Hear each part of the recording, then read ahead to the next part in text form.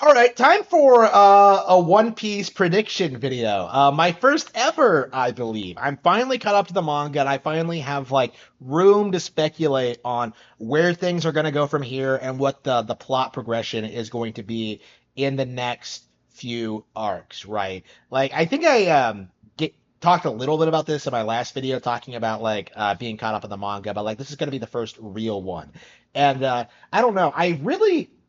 I 100% feel like I'm going to be the new Mr. Morge because it does kind of feel like I'm going to just go off on like wild conspiracies that just aren't going to pan out or whatever. Again, this is the first time I've been caught up in the manga, so it's a new feeling for me, like wondering where the plot is going to go next. Like just, it hasn't been written yet, so how are you going to stay invested, right? Again, I remember being a kid, like watching those that Rogue Town, right? The Four Kids version of watching that bit of Sanji walking around the market and then talking to that guy who explains how like the currents are like bringing fish from all over the world to this area. And I remember thinking that like, wow, we're getting to the all blue. But then like I grow older and then I realize it was a filler arc, right? Like again, it's like again, things like that happen all the time in One Piece. It can't be helped, like rampant speculation on things that don't really amount to anything or won't pay off for like thousands of chapters, right? That's typical for the series. So again, what is going to happen in the next arc or in like the immediate future, right? I do think it's safe to say, considering like what Caribou is doing and like being taken to Blackbeard and like he knows the location of Pluton, uh, Blackbeard is going to be going to Wano in the near future. I would expect that to be his next big move, to claim the legendary weapon Pluton for himself, right? He's gonna go up against Yamato, right? The hero and of Wano, right? He's gonna go up against Momonosuke. They're gonna go up against like the survivors of the Kaido raid, right? I don't know who exactly all that is. Like the Azakaya Nine. Who is all still alive? But anyway, they're gonna go up against Wano, and they're gonna try to seize the Pluton. And I think, out of sheer necessity of the plot, that they are going to succeed. I don't think Wano has the strength now to repel them. Like I think Kaido could have done it, but again, with him out of the picture, with like the world as destabilized as it is, like there really is nothing stopping Teach from just rolling up to the country and just taking it from like Yamato's cold dead fingers, right? That is what I expect to see like going forward is that like they are going to fight, right? It is going to be like the people of Wano defending their country against Blackbeard and failing, and quite epically so. Like I would hate to say that like Momonosuke will die in this encounter.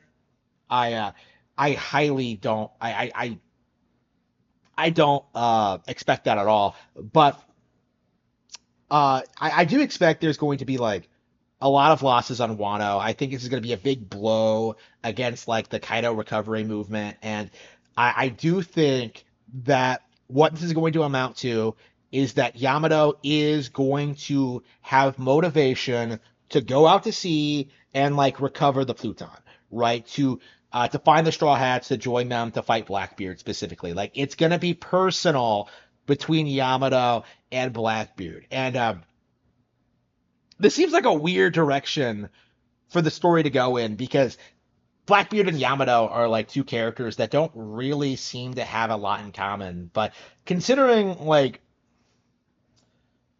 uh Wano's location and considering where Blackbeard is, like it just seems like this is the natural way to progress the story, right? To see Pluton in action, to see like Wano be defended after putting so much emphasis on like them protecting themselves against the world government. Yeah, it makes sense they would have to go up against a bigger threat, that they would have to go up against Blackbeard, and I just don't think they have the resources to do that like successfully. Like I do think Wano is in a more vulnerable position on the global stage than it ever has been, ever, right? Because it's been an isolationist country so long, and uh, now it's like the most vulnerable it's been. So that seems to be like the direction Oda is taking it. But what's going to happen after that is the question. Like, what island are they gonna are the Straw Hats gonna go to next? Like Elbaf? So does that mean they're going after Shanks? Like, it's again, there's no way to tell. We're definitely going to Elbaf in the near future. I imagine we're going to get a lot of lore dumps about Nika and about that. Um, Again, I'm curious about like Shanks and like his thing. Like, is he good or bad? Is he on Luffy's side or not? Like, what exactly is Shanks's end game?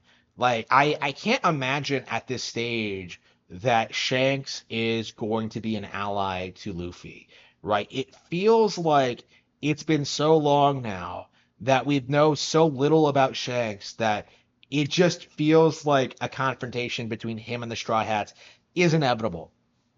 It it feels as if Shanks is just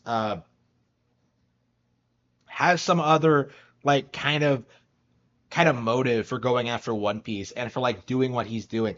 And like I feel like we don't know the whole picture of what he's like and what his end game is, right? Like I do think there's something about Shanks specifically that we don't know.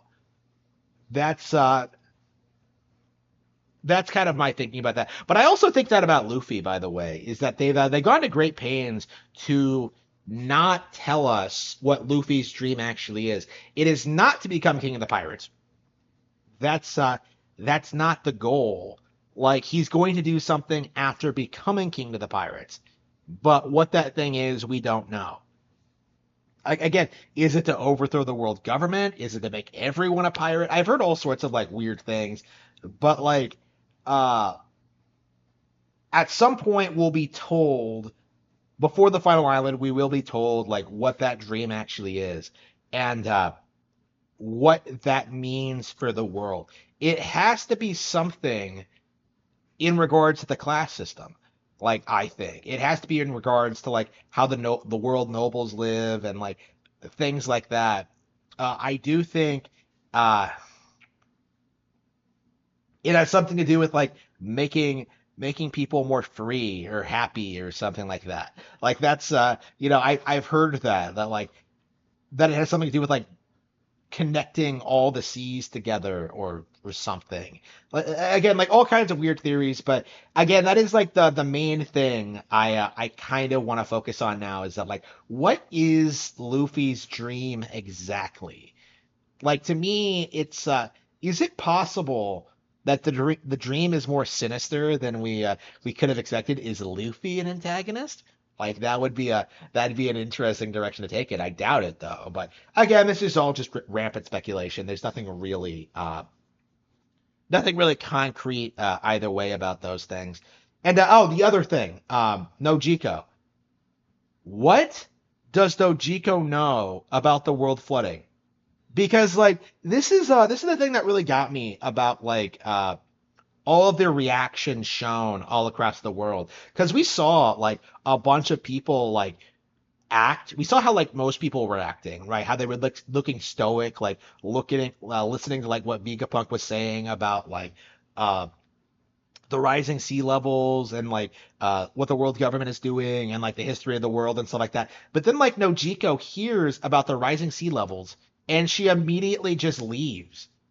Like she refuses to listen to any more of it to check on the tangerine groves. And it's just like, wait a minute. That's not a typical reaction. Like again, like I feel like Nami and Nojiko have some weird kind of like deep lore that we don't know anything about. I feel that way for like quite a few of the characters actually. Brook is another example. He definitely met like a young Roger at some point. But like Nami specifically is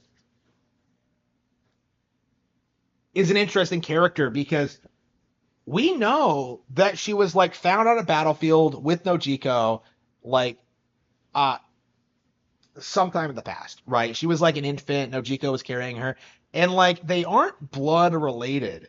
Like they did go to great pains to like say that when the character was first introduced, which is interesting because like they do look kind of similar. But like, yeah, Nojiko was looking after Name, and then they were taken in by Bellamere, raised as sisters, and we don't actually know anything about like what the what that battlefield was, where they were, what it was about.